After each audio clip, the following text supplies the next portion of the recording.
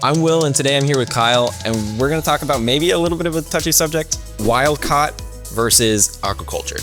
So first off, what is that?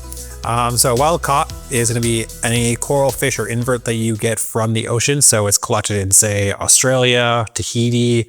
I would say Hawaii if it was still open, but it's kind of limited right now. But anything that you're getting that's actually from the ocean, was born, lived, and grew up in the ocean, and that is going through the supply chain, coming into LA in most cases, and then to your local fish store or retailer of choice, and then into your aquarium. Right. But then we're looking at aquacultured, and that is going to be anything that has been in captivity, raised, born, and whole life cycle has been in captivity. So that's a little different from corals to just general inverts and fish. Corals, that looks like your aquaculture facilities. So things like Top Shelf Aquatics, Worldwide Corals, those places that have facilities where they're growing out corals and they're dragging them. So most of the time your corals are going to be asexually fragged and been in captivity for decades, if not more, especially for those like classic corals. Right. And then inverts in corals, or inverts in fish, I should say. So you're like trochus snails, shrimp, and then your clownfish, raw grommas. Those are born and raised in captivity. So people have paired them up or put them in harems and spawn them, raise the eggs all the way through their juvenile stage, and then make them available for your local fish store to purchase. And then they're in your aquarium. So they've never seen the ocean. They don't know what the ocean is. Right. All they know is your glass box aquarium and reef setup and nothing else. So there's some pros and cons to both. I think we should dive into it. Where do you want to start? Yeah, I think there's an honorable mention too, mariculturing. Yeah. It's where you take captive coral and you grow them in the ocean. And so it's kind of an in-between. And I will say, we're not really going to touch on that subject too much, but I think it's pretty decent and pretty cool idea. Yes. But one of the big things that I'm kind of passionate about and sometimes makes me feel a little guilty is big fish. I really like, especially like really big tangs. They have a soft spot in my heart. This tank has a few big tanks. My favorite is the Achilles.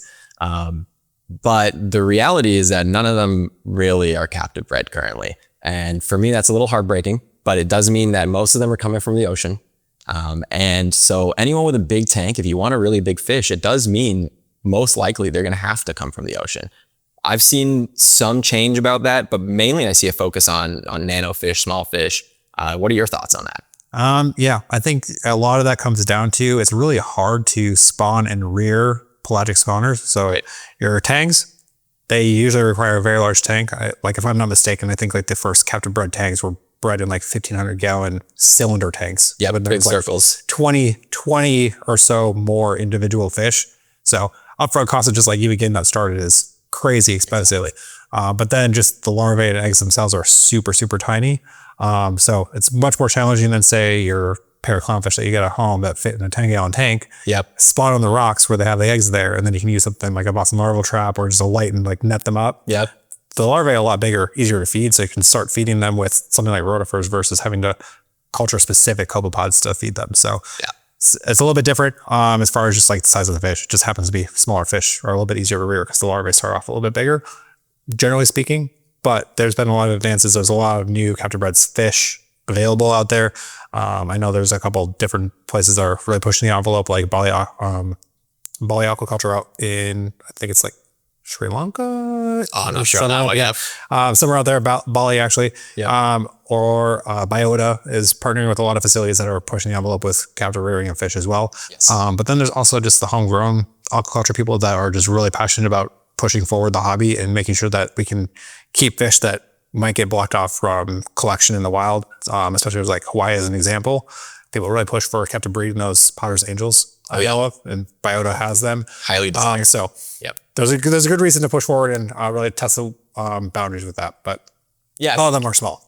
I think that is really what it comes down to. I've had clownfish babies on accident, right? So I've never had a tang baby on accident. I think that's really what it is. Some of them are a little bit easier than others. And really, I think a lot of times it does come down to maybe funding, maybe some other space issues, size issues. So ultimately, I think it's progressing towards that direction. Yeah. Like recently, we're seeing bigger fish, bigger tangs being produced. But ultimately, it just comes down to, I think us as hobbyists, we should be putting the captive bred ones in our tanks.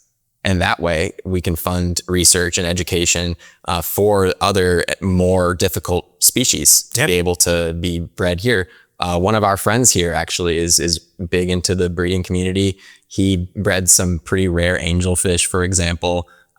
So he did it out of his garage.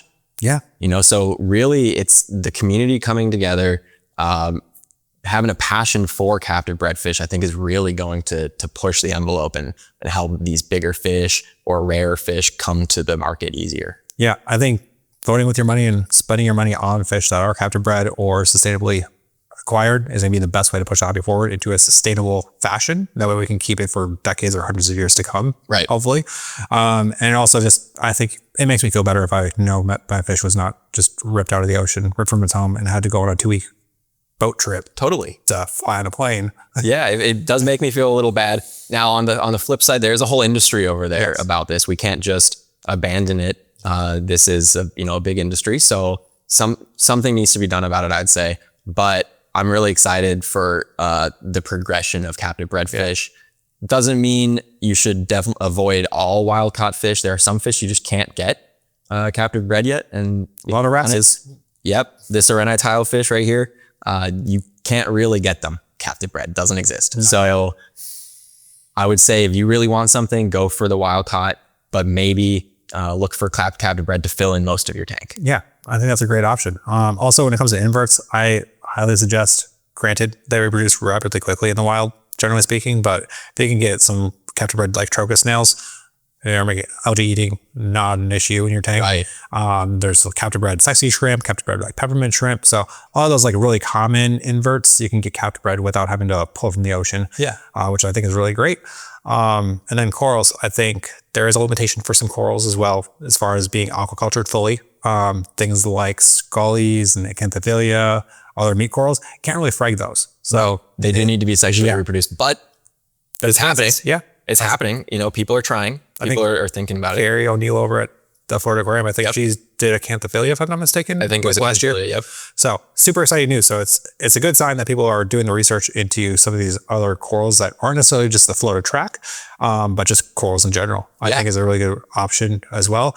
And I think the cool thing with our aquaculture or aquaculture of corals in a sexual manner means that we can get a variety of colors because we can start raising them and spawning them with different color morphs together to get some of those more rare ones in the wild that probably are rare because they're not evolutionarily advantageous out there. Right, exactly. But they might be look really good in our tanks. So I think it's a good way to push forward and support those efforts. It's definitely a really cool endeavor. A lot of it goes over my head. It's so intense, the science behind sexually reproducing corals. I've had the coral spawn in my tank all the time, but it never really ends up in anything. So there is a lot more to it than just letting it happen.